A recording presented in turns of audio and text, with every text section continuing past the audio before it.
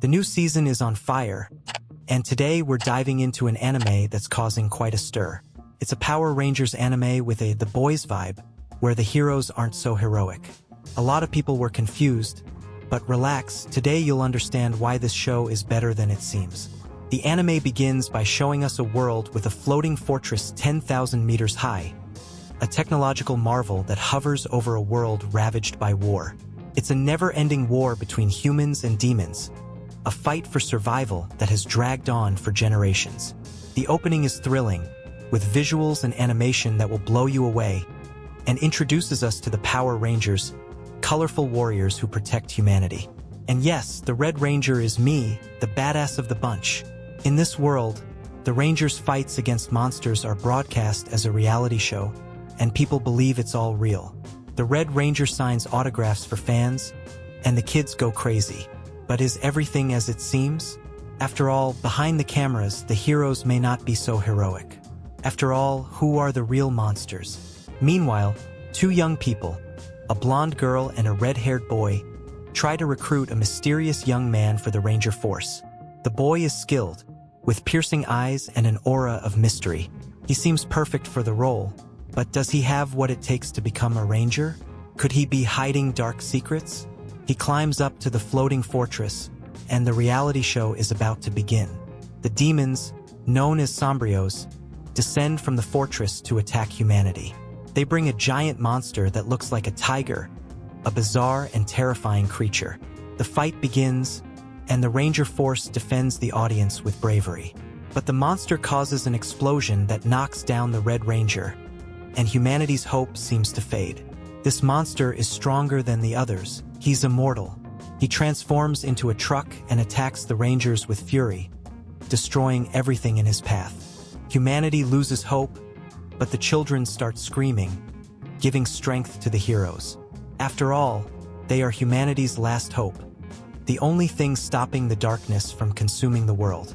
The Red Ranger rises, wounded but not defeated. The Rangers prepare their final attack, the Dragon Detonator, a powerful weapon that can destroy the monster. They fire, and it seems like they've won, but is this the end? Or is this victory just an illusion? An hour earlier, in the fortress, the villains were discussing which monster to create. They have a deal with the Rangers.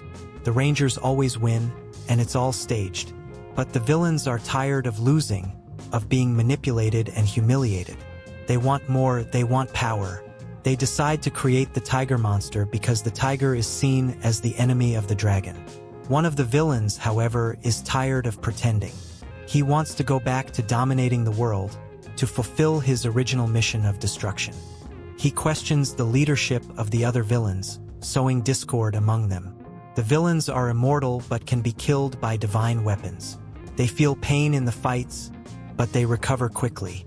One of them transforms into the tiger monster and merges with a truck, creating an even more powerful and frightening creature. He is the personification of the villain's anger and frustration, a force that threatens to destroy everything. Another villain recounts how a little boy cheered for him during a fight. This moves him, and he realizes that he likes to lose for the good of the audience. He cares about people even though he's a villain. Is he starting to question his role in this charade? Could he be the key to the villain's redemption? Back to the fight, the tiger monster tanks the Rangers' attack and decides to fight for real. He regenerates and attacks with full force, showing all his power. The Red Ranger starts the show to cheer up the audience, but the monster is no longer playing around. He's fighting for his freedom, for his dignity. The little boy who cheered for the monster continues to watch him, fascinated by his strength and determination. The monster is tired of being underestimated, of being treated like a puppet. He wants to show his true power, his true nature. He wants to be recognized as a living being, not just an object of entertainment. The Red Ranger attacks him with everything, but the monster resists.